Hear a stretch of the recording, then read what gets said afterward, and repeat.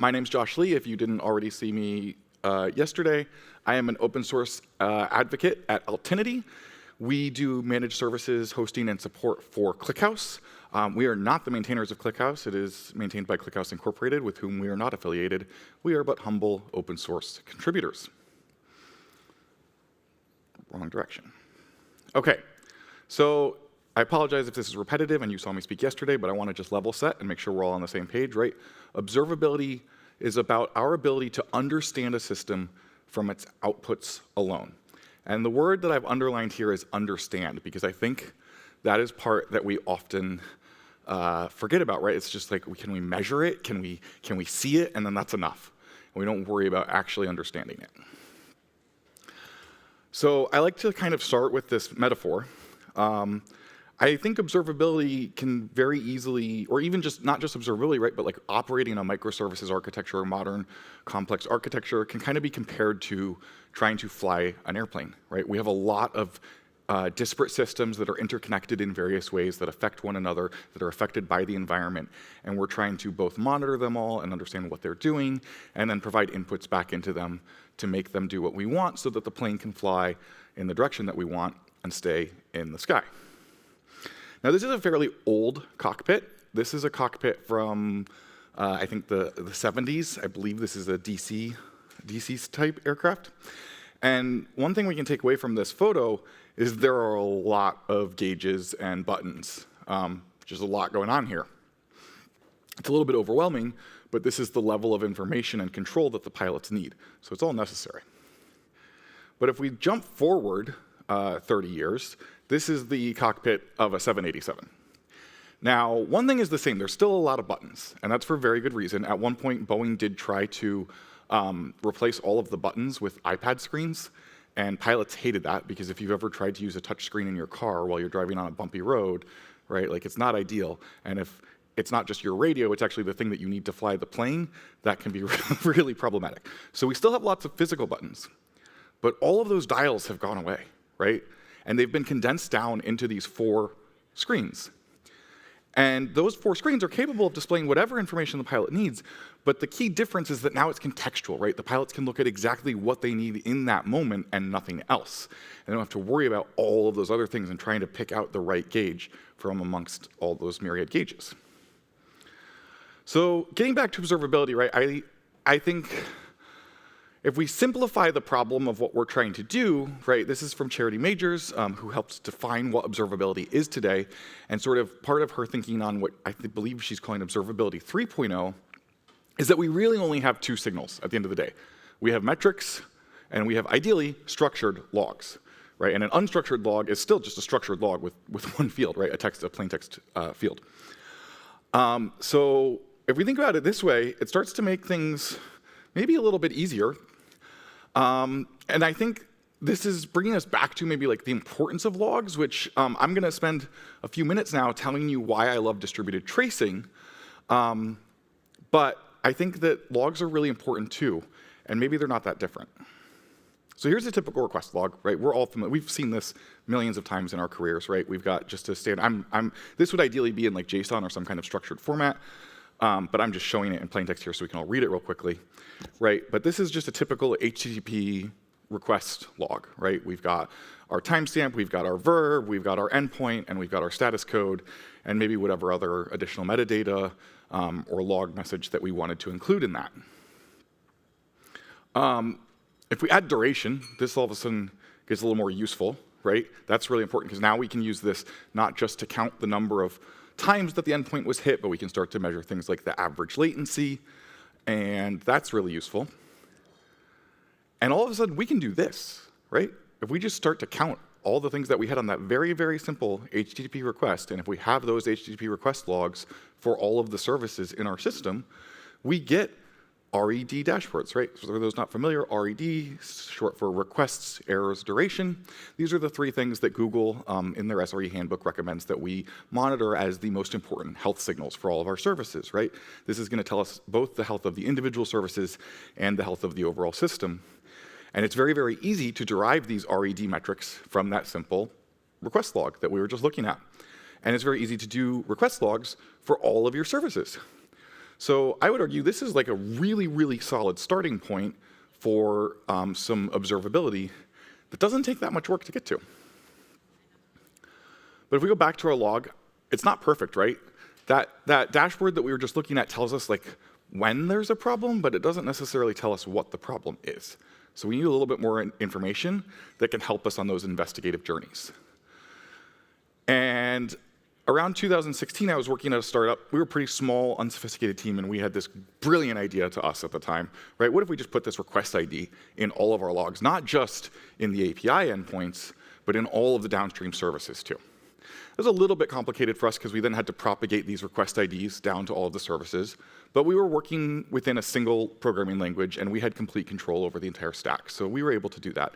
And we felt like it was great that we had now all of this context in all of our logs that tied them back to the actual user action that kicked it off, right? That's really important that we can tie what's happening in our system to the user action that caused it. But it still wasn't perfect because we're still missing the concept of like an order of events, right? We don't necessarily know which service called which. We just have like a bag of logs that were part of that request that we can look at and try to piece together the chronology of what happened. So we can make it even better, right? Here we add a trace ID and a span ID and a parent span ID. And once we've done that, we have actually converted our log into everything that is needed for a fully OpenTelemetry compatible trace span. So tracing may seem complicated and scary, but at the end of the day, it's just really good structured logs. Now there's still a hard part, right? I talked about how request propagation was challenging for us in our monoculture environment. That's even more challenging, right? When we talk about an environment that's going to have multiple programming languages, maybe some third-party services that we don't have complete control over. So this is a really big challenge. But thankfully, the OpenTelemetry project, right, has been helping to shrink the scope of this challenge for us as individual end users and give us tools and give us conventions that can make this easier and can make this possible. And if you want to know more about that, I encourage you to look at my talk from yesterday. But so then we get this, right? Once we've got those traces, we have right? Here's a trace view from the OpenTelemetry demo application in Jaeger, and we have a complete trace with the complete history of all of the events that happened and in what order so that we can use this to understand exactly what broke and why, not just is it broken. Now, I do love traces, I love logs. Observability, as I said a few slides ago, right, it's not about any one signal, it's not about any one tool or any one measurement, it's about our ability to understand the system. So we do have all of these tools in the OpenTelemetry project to help us with that, right? We have metrics. Their fundamental defining characteristic is that they're aggregable. It's things that you can count and do math on, right? Mean, max, P99, things like that. And that's useful as a smoke signal to tell us if there is a problem.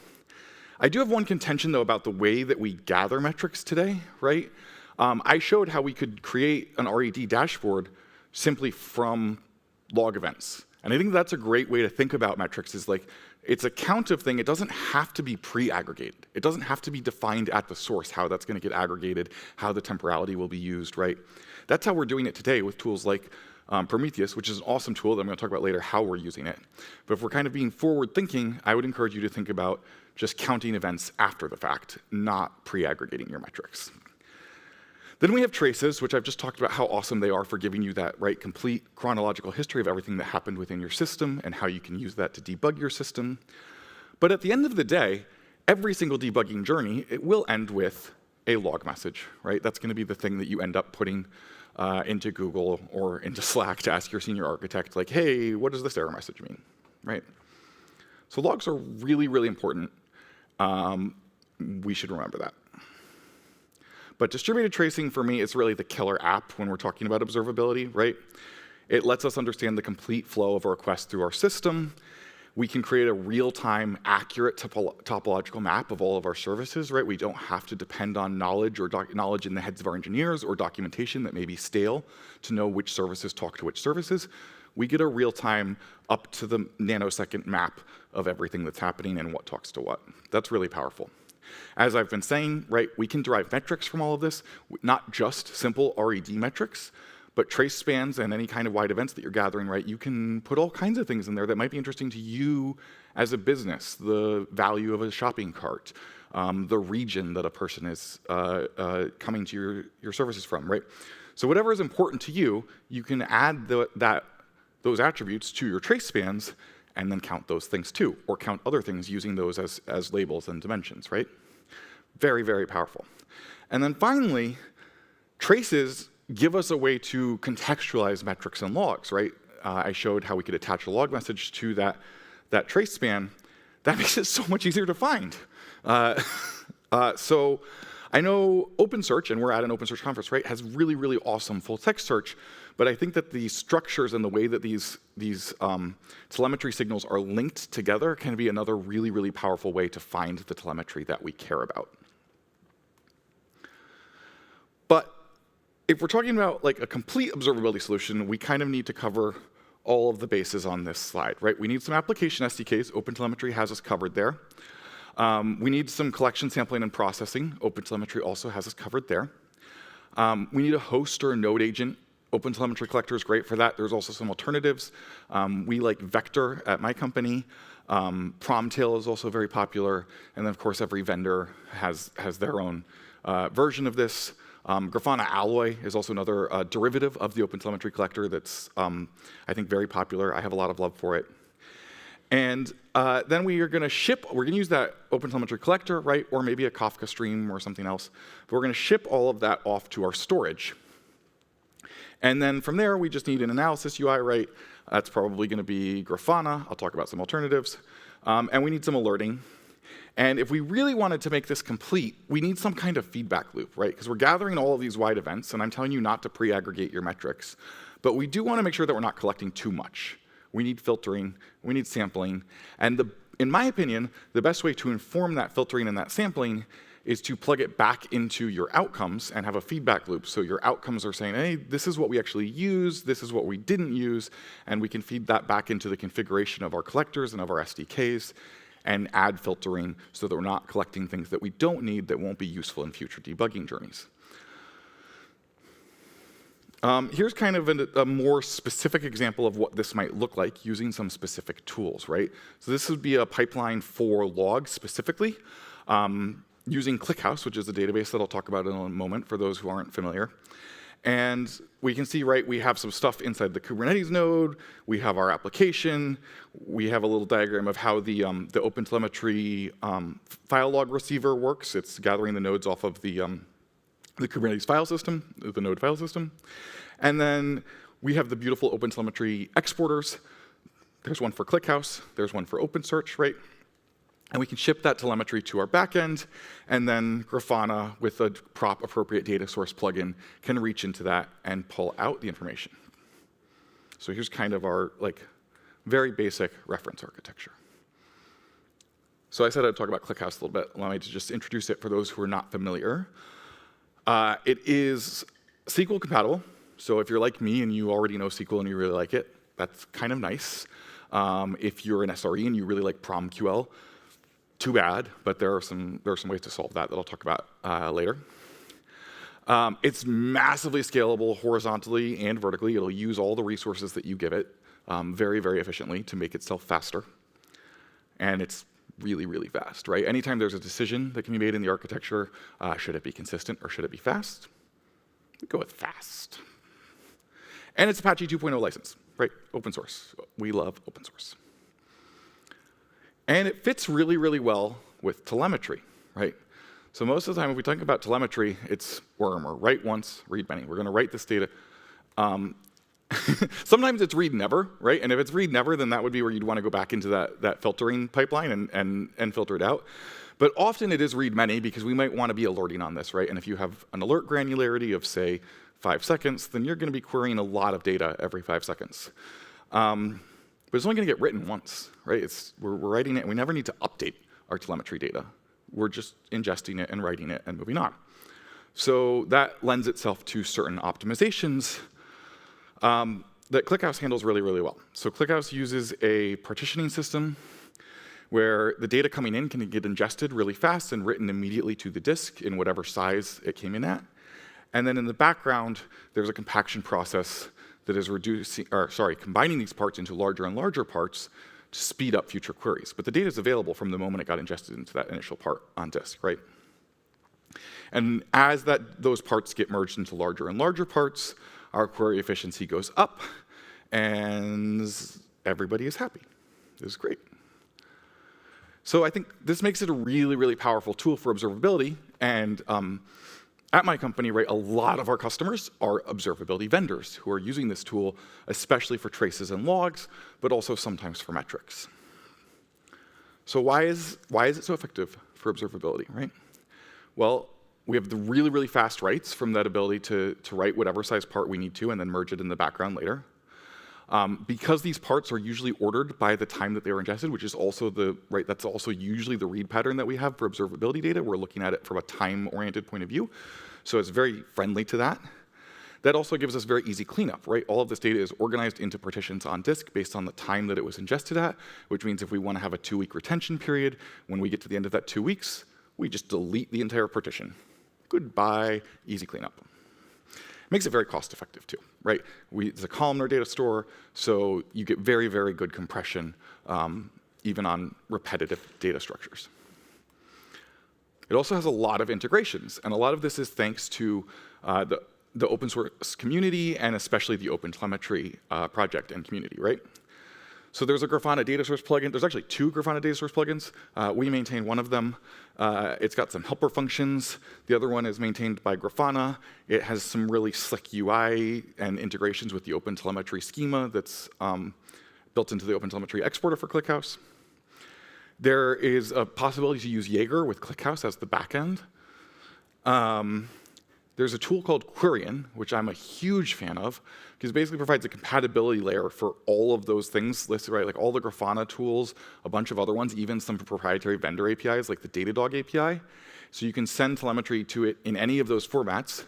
Under the hood, it's going to store it in its ClickHouse database, and then it's going to project it into materialized views that you can query really, really quickly to get the data out, again, in any of those formats.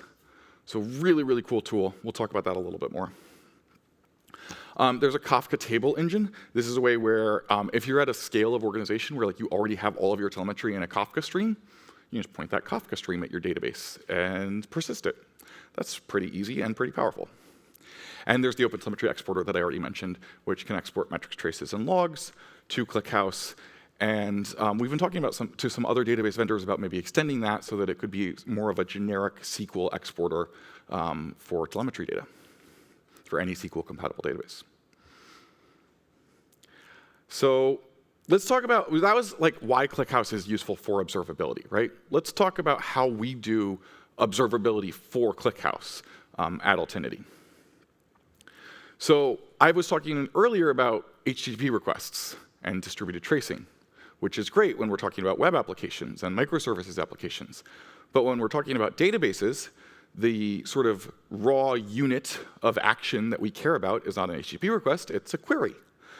So ClickHouse has this really powerful built-in query log. I believe OpenSearch has something similar, where we can look at exactly what happened with an individual query, and we can even get profiles out of it for how that query was responded to. Now, what is really cool is that the query log is just built right in as a system table that we can query just like any other table. And this is actually true for a lot of the built-in observability in ClickHouse. So we have some built-in metrics about the state of the process, the state of the queries, the state of the data. That's all exposed via a system table.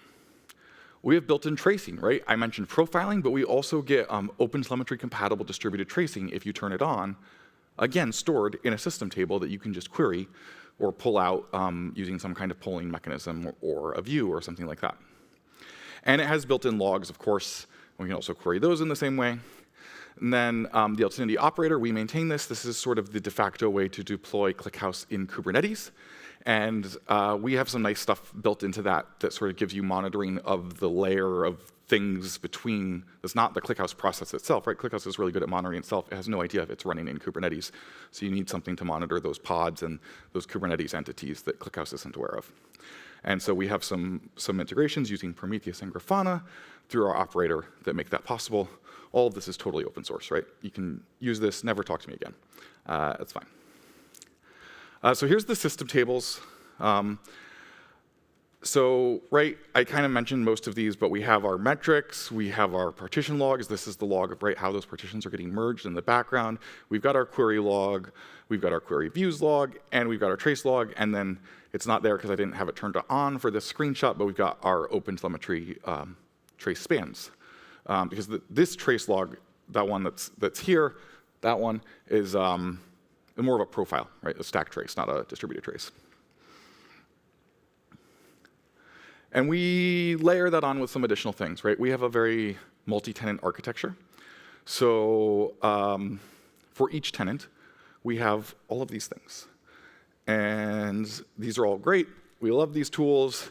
We're working to replace some of them, and I'll kind of talk about our future plans there. But this is what we're using today. And it's working pretty well for us.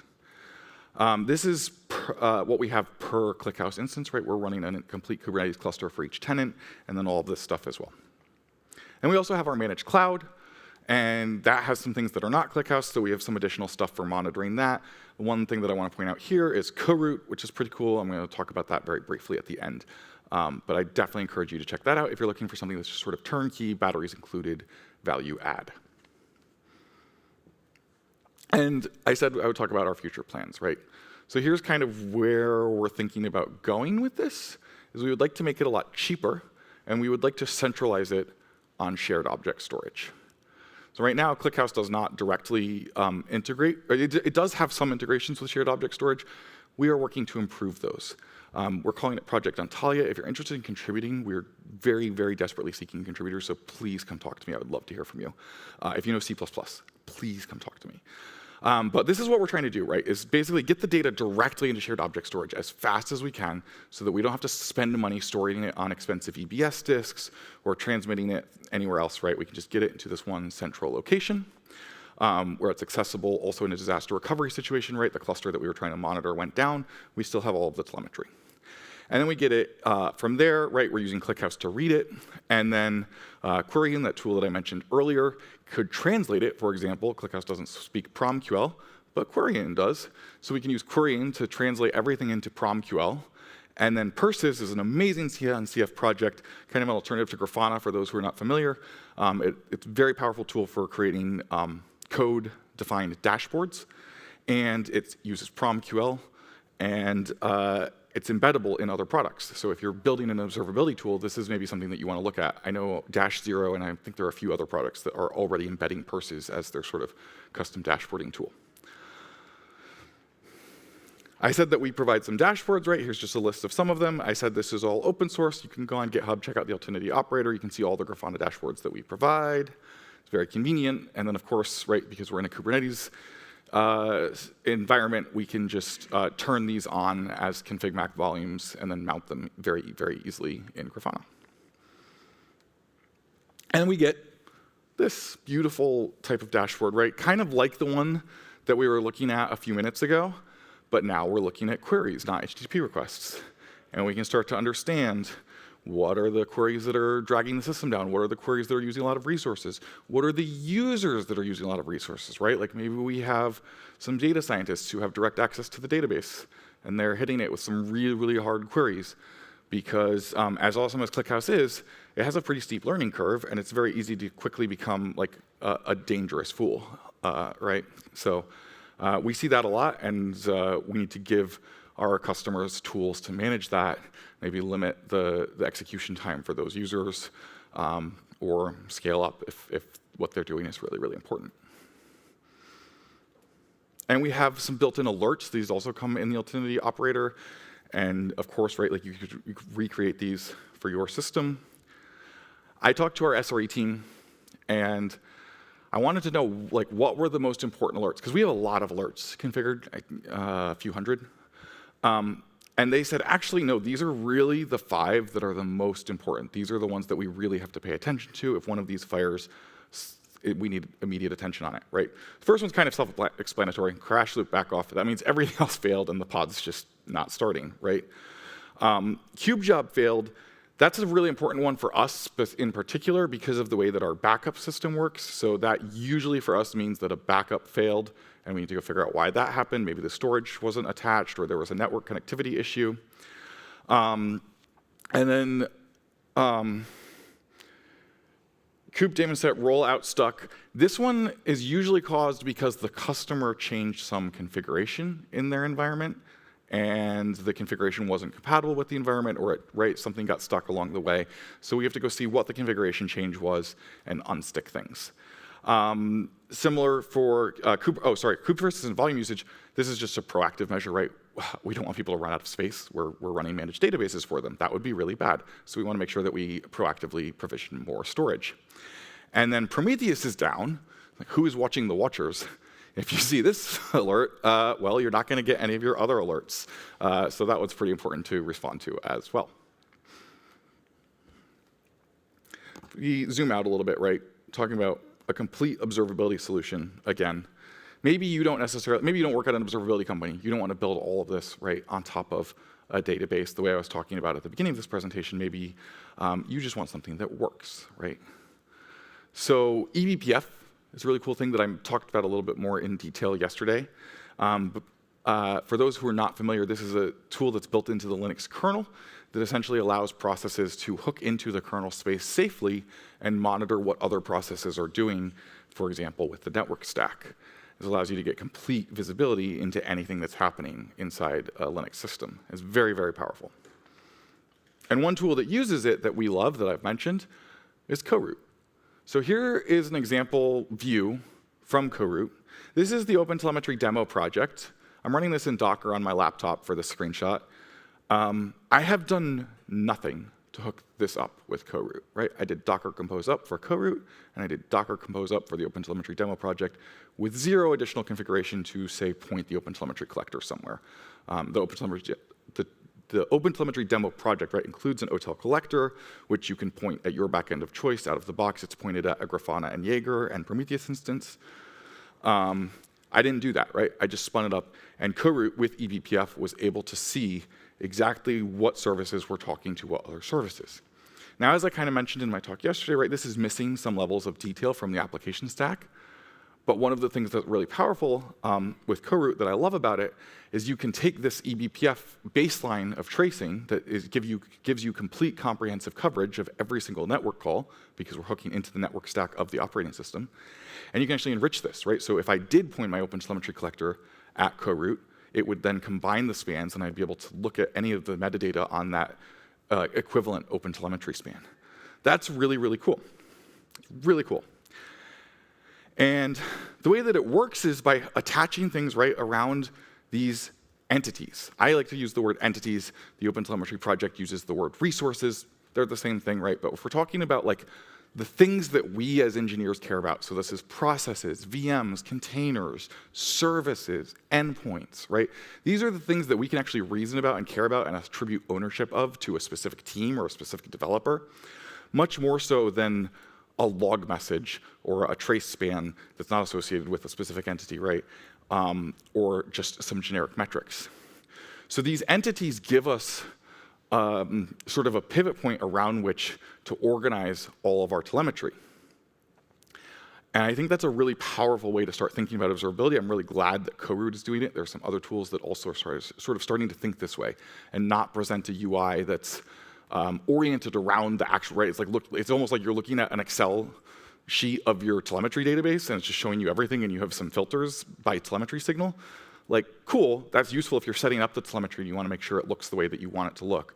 But if you're a developer trying to debug your service, it's not that useful. It's a lot of tabbing back and forth and correlating in your brain.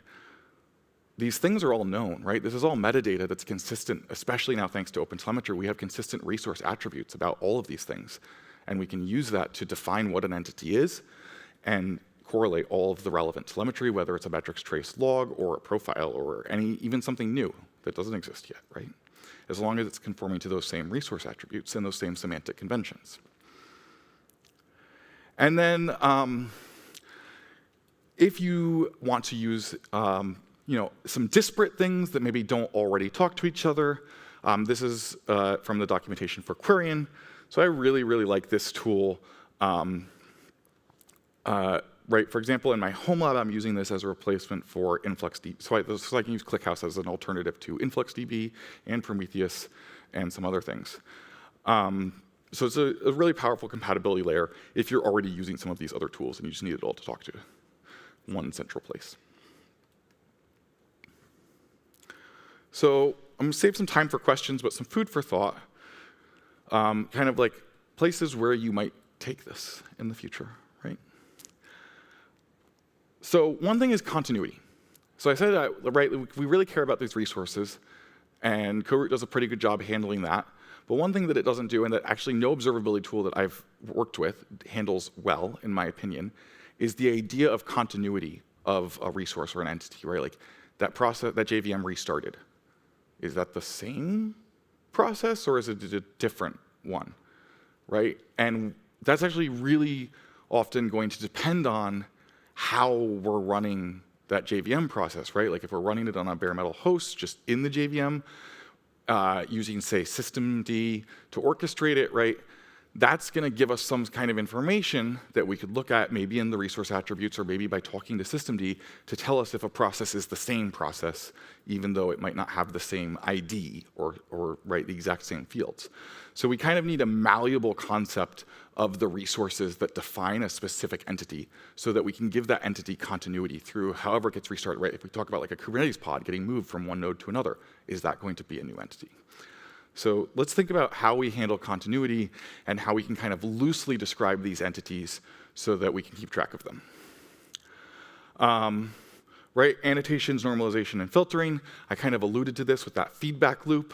I also think, right, this gets into this pre-aggregation thing. We're moving away from an extract, transform, load into an extract, load, and then as we need to, transforming into the structures that we need to inform our queries, to inform our alerting, make it all faster, to maybe, right, bridge some of those continuity gaps in the entities and things like that.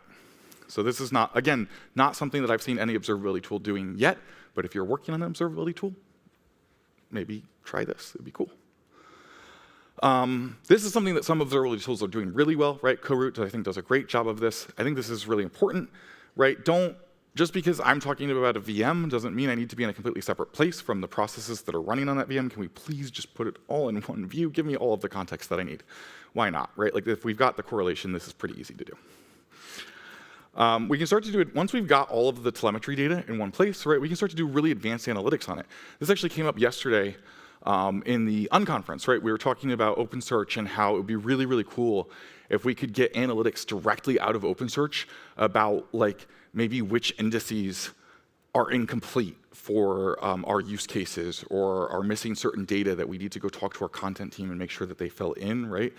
So it's really, really cool when we do start to have all of our data in one place, because then we can start to compare it to all of our other data and make informed decisions about what needs adjustment, what needs changes. And then, of course, right, we're in this brave new world of AI and LLMs. Hope you like my shirt. And having all of our telemetry data in one place makes it really, really easy to then start using it for things like model training and data science use cases, which is awesome. So to wrap up, if you have any takeaways from this talk, keep it simple, right? Start with what you have. Don't overcomplicate your observability. Don't introduce more tools than you need. See if you can take a log message and turn it into the dashboard of your dreams, or at least a dashboard that gets you by, right? And when we were talking about our alerting, right, taking that list of hundreds of alerts down to the 5 that really matter, it's about focusing on the known troublemakers. Experience is key. Guard against the axes of change, right? For us, really the only axis of change is a customer changing their configuration. So that's something that we have to guard about. But in a lot of cases, there's going to be a lot more possible avenues from which change can come. And don't stop adapting, right? Like, let's keep making this better.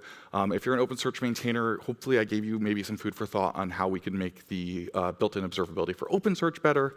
I think it's really, really strong in ClickHouse. And yeah, I think we should all keep getting better. So thanks so much. I have, I think, 5 minutes for some questions. As I mentioned, we're seeking open source contributors, so please join our Slack or just reach out to me if that's something that you're interested in. You can connect with me on LinkedIn, and yeah, time for questions. Oh.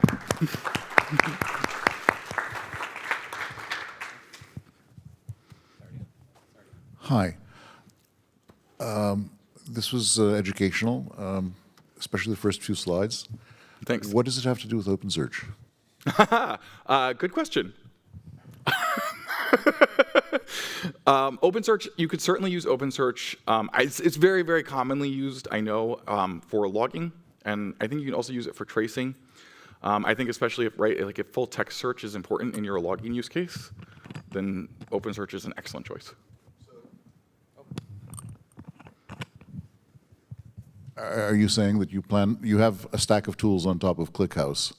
Are you planning to port that to OpenSearch? Is that what you're suggesting? No, I guess it was more of a, like, this is how we do it as an MSP for another database.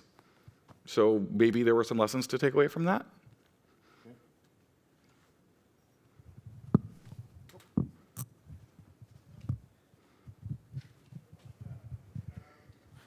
Hey, hi, Joshua. Yeah. Great talk. Thanks again for sort of explaining this. I think, I mean, what I've observed in the industry right now, like most of the observability services that are there, they're mostly built on ClickHouse and Hotel Collector. Mm-hmm. Like talk about Langfuse, Langsmith, or any other observability tool. I could probably name a dozen using that. Yeah, exactly. Yeah. So my question is more related to like, let's say, you want to try to set it up from scratch for a language application, where you're trying to sort of look at traces and spans into prompts and context, chunks, function calls, etc. How would this sort of how would you adapt it to such a scenario or an application? So if you're building it from scratch, here, let me get my diagram. Yeah, that one. Right. It really depends. Right? If you're trying to build a product that you're going to sell to other people, you're probably going to be using OpenTelemetry for the application SDKs. You're probably going to be using the OpenTelemetry collector or some derivation of it that you make, or a fork, right? You might bundle your own collection of collector plugins for the host and node agent part. The storage, you have some choices, right? ClickHouse is great. OpenSearch is also great for certain use cases. And really, what you're building at this point is the analysis UI and the alerting. And so that's why I was kind of trying to give some ideas for like I like some of the ideas that CoRoot has, and I think there's some ways that could be taken further that I haven't seen yet. And this is where there's area for innovation in observability. And there's also some compaction, right? Like Perses, I think, is going to be great. Like as an engineer who works with these tools, I don't want to have to learn like a whole new paradigm every time I'm using a new tool. So the fact that Perses is going to start to kind of be a standard for custom dashboarding, I think, is really great. And it also means, right, that we can like export those dashboards from one tool to another, which is really powerful. Did that answer the question? Okay, great. All right. Thanks very much. I think we're out of time. Okay. Thank you so much. Let's all thank our speaker again. And thank you.